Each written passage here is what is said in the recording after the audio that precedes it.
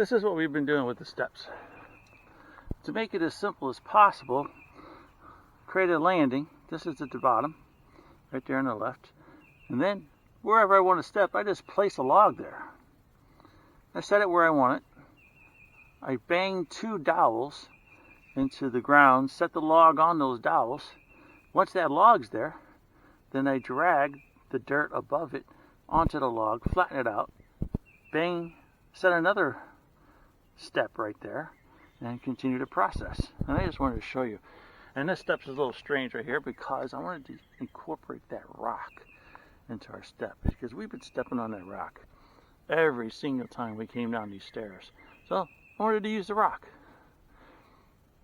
So continuing up right here, this is where I am.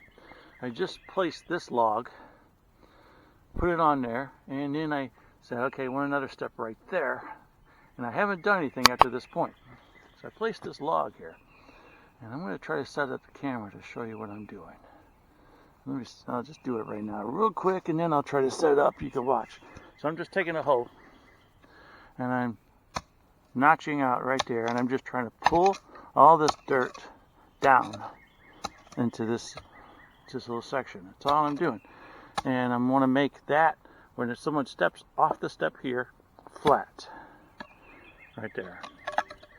And that's all I'm doing. If I have rocks, and I have a lot of rocks down this hill for some reason, I've been taking a lot of these rocks, see right here, and instead of requiring a bunch of dirt, rocks are actually a lot better fill, because it doesn't fall in when it rains. So I've been dragging rocks into here.